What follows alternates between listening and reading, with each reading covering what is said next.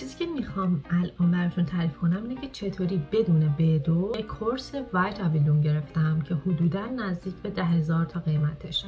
نترسید، قرار نیست شما مثل زبان مادریتون بتونید آلمانی صحبت کنید.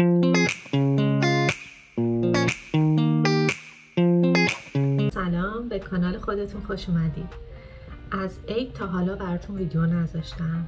یکی از دلایلش این بودش که خیلی مشغول بودم برای اینکه با یه سری از دوستان هنرمند توی آلمان آشنا شدم که اینا نیاز به یک سری متریال داشتن برای کارشون و من موفق شدم که این بازار کوچیک رو داشته باشم و بتونم با این هنرمندای عزیز همکاری کنم و براشون این متریال رو بفرستم. اگه پیج اینستاگرام یا تیک تاک منو فالو کنید میدونید که من درباره چه متریالی دارم صحبت میکنم.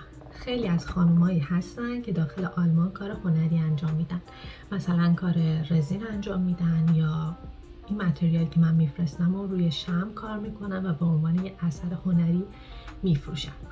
حالا برید برای خودتون یه چای یا قهوه بریزید، بیاید بشینید. هم میخوام بگم چه جوری بدون گرفتن مدرک B2 وایت آویلون گرفتم، وایت آویلونگ آنلاین مارکتینگ منیجرینگ، و همین که این بازار کوچیک کاری که میگم چطوریه و چی شد که من اینقدر مشغول شدم توش و چقدر هنرمند داریم توی آلمان که نمیدونیم. شاید این همه خانم هنرمند هستن که دارن کسب درآمد میکنن، بعضیاشون واقعا درآمدهای خوبی هم دارن، ولی خب بعضیاشون هم همینطوری فقط دارن به عنوان یک سرگرمی بهش نگاه میکنن.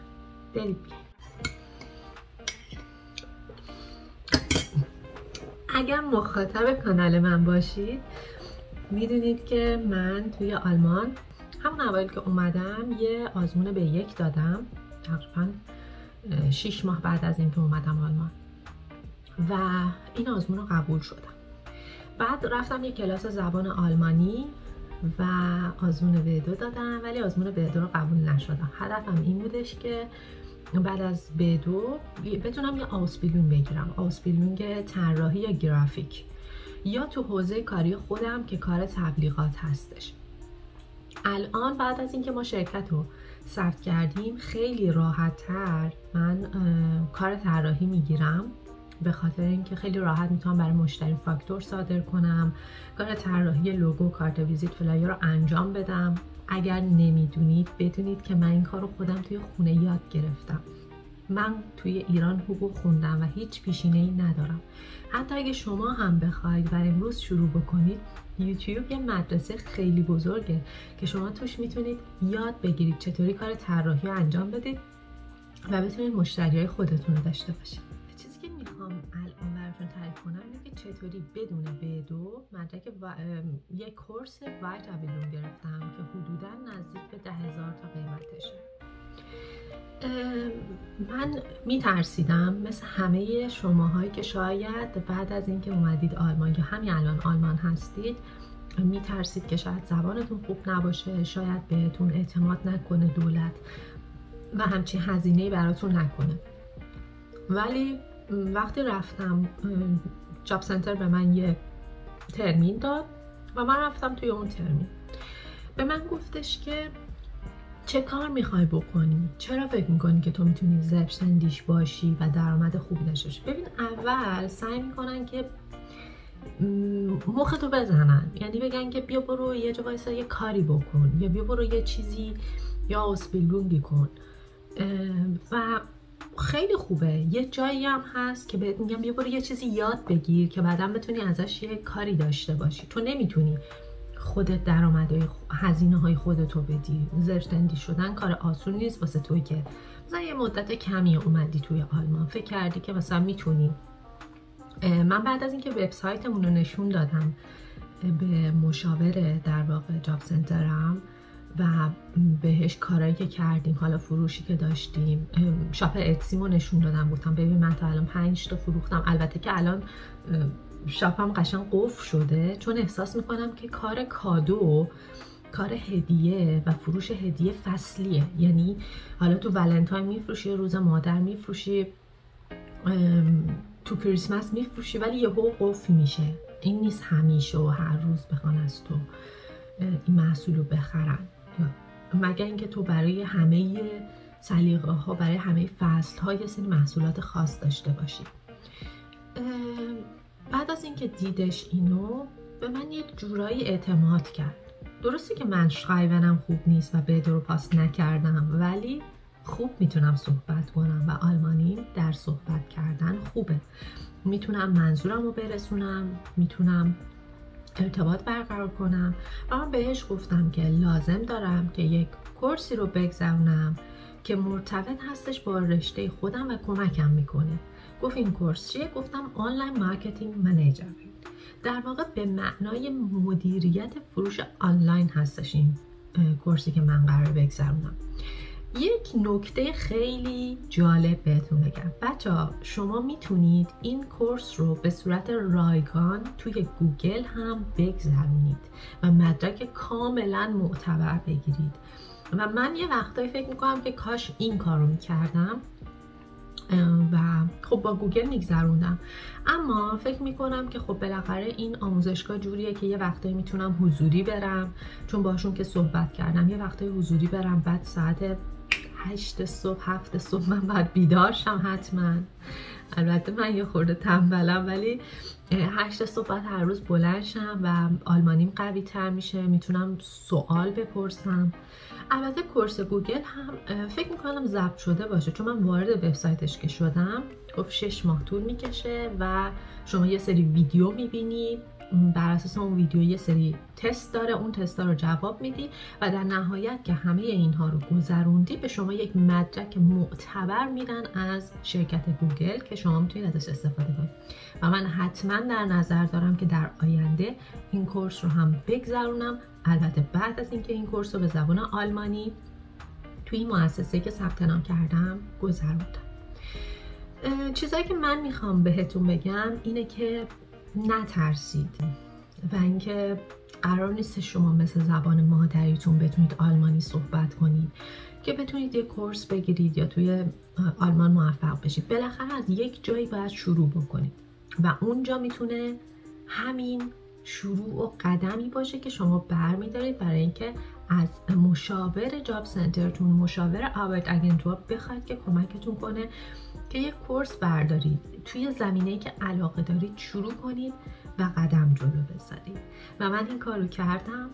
اولش خیلی پشیمون بودم، یعنی نه بذارید اینطوری بگم، اولش خیلی خوشحال بودم، اصلا تو پوست خودم نمی گنجیدم، میپریدم بالا میپریدم پایین.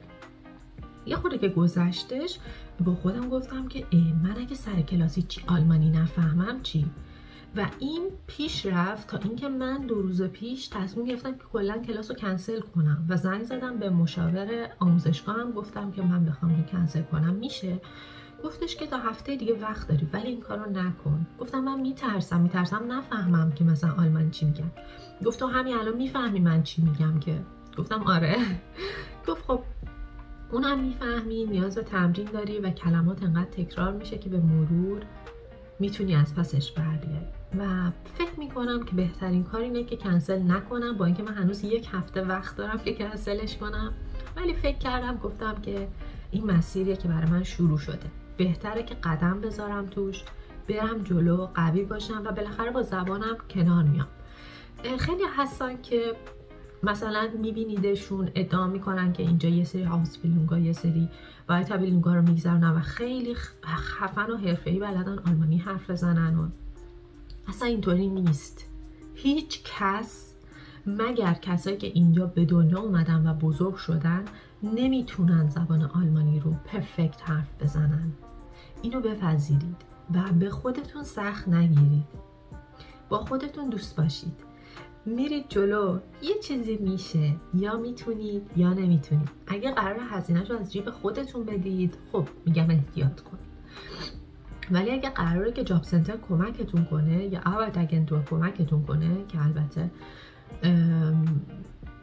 به نظر من نه اینکه ریسک کنید، یعنی چون اونا یه بار این کار رو در حق شما میکنن و بیشتر از یه بار این فرصت رو به شما نمیدن، ولی حداقل از این فرصتتون استفاده کنید، چون توی کشوری دارید زندگی میکنید که به شما و به توانایی های شما احترام میذارن. شما توی حداقل تو کشور خودمون، من ایران رو مثال میزنم، من وقتی میخواستم به عنوان یک دانش آموخته وارد دانشگاه بشم و حقوق بخونم، توی رقابت خیلی سختی شرکت کردم که بتونم این رشته رو قبول بشم. بعد از قبول شدن و خوندن این رشته دوباره توی یک رقابت خیلی سختی قبول شدم که بتونم شرکت کردم که بتونم به عنوان یک وکیل وارد بازار کار بشم. یعنی سهمیه ها رو در نظر بگیرید، اون رقابت ها رو در نظر بگیرید. شما همیشه در حال این هستی که ثابت کنی که خوبی، کافی و بهترینی تا بتونی شغل مورد علاقت رو داشته باشی. ولی اینجا به محض اینکه من گفتم میخوام دیجیتال مارکتینگ منیجر این رو بگذرونم، به من گفتش که چیه، براش توضیح دادم و به هم گفتش که تو از پسش برمیای و شاین رو به هم داد. حتی دفعه دوم که من رفتم، چون شاینش 10,000 تا بود، گفتم مثلا شاید تا 5-6 هزار تا منو مثلا قبول کنن، بیشتر نه. ولی خندید. بچه‌ها چقدر بیشتر برامون ارزش قائل میشن اینجا. برای همین ازتون میخوام به خودتون باور داشته باشید. توی خونه نشینید، یا اگر توی یه سطحی هستی تو همون سطح نمونید. از این امکانات استفاده کنید. این یه امکاناتی که واقعا به ما داده شده، میتونیم ازش استفاده کنیم، چرا که نه؟ براتون آرزوی بهترینا رو دارم. همینطوری که میرم جلو توی این کانال منو دنبال کنید و کنارم باشید که ببینید چطوری این وایتا بیلدینگ رو میگذرونم. احتمالم میدم شایدم نتونم اصلا توش موفق بشم. هیچ چیزی 100% نیستش. شاید موفق بشم، شاید موفق نشم. سعی میکنم هفته یه بار از این مسیری که دارم میگذرونم براتون ویدیو بذارم و بهتون بگم که چه چالشایی با زبان آلمانی دارم، یا اینکه چه چیزهایی اصلا یاد گرفتم توی این حوزه که بتونم باهاتون به اشتراک بذارم. درباره بازار کار این رشته‌ام بهتون بگم که بازار کار خیلی خوبی داره، برای اینکه ما با وبسایت ها و اپلیکیشن ها کار میکنیم و کاری که انجام میدیم بهبود فرایند در واقع فروش در بازار آنلاین هستش که شامل بهبود فرایند کارکرد وبسایت ها میشه و سئو وبسایت، استفاده از پلتفرم های تبلیغاتی برای تبلیغ یک شرکت توی هر پلتفرمی، تیک تاک، اینستاگرام، تو خود وبسایت که شامل گوگل ادز میشه. یه دنیای خیلی بزرگیه. خوشحال میشم که با من همراه باشید و من خیلی دوستتون دارم. توی این مدت خیلی بهتون فکر کردم و همش میگفتن که بچهای یوتیوب منتظرم، برو دیگه ویدیو بذار، برو دیگه ویدیو بذار. و الان خوشحالم که دوباره تونستم ویدیو بگیرم. یه چیز دیگه هم بگم، یه سری ویدیوهای شورت حیوونا هستش که من توی شورت براتون میذارم. یه مقدار بابتش خجلم، ولی این ویدیوها خیلی بازدید دارن و خیلی خوشتون میاد ازش. میدونم که مرتبط نیستش با کاری که من دارم میکنم، با ویدیوهای لانگی که من میذارم، اما خب به نظرم وقتی بازدید میخوره و شما هم دوستش دارید براتون میذارمش. ازتونم ممنون میشم که لایک کنید، این ویدیو رو هم لایک کنید و برای دوستاتون که فکر میکنید میخوان وایتا بیلدینگ یا هاوس بیلدینگ یا هر مسیر دیگه ای رو توی آلمان شروع کنن، از دانش زبان آلمانیشون میترسن و یا بدو ندارن، بفرستید که ببینن من شروع کردم، نمیترسم. شاید من بهشون انگیزه بدم و ببینن که حالا من شکست میخورم یا نمیخورم، چه چیزهایی رو به دست میارم. شاید این وایتا بیلدینگ رو امتحاناش رو پاس نتونم بکنم، شایدم بتونم پاس کنم. اگر پاس کردم چه بهتر، اگر نتونستم چه چیزهایی رو به دست آوردم. زاویه دید و تغییر دادم که خداحافظیم قشنگتر باشه. تا دفعه بعدی میبینمتون. خداحافظ.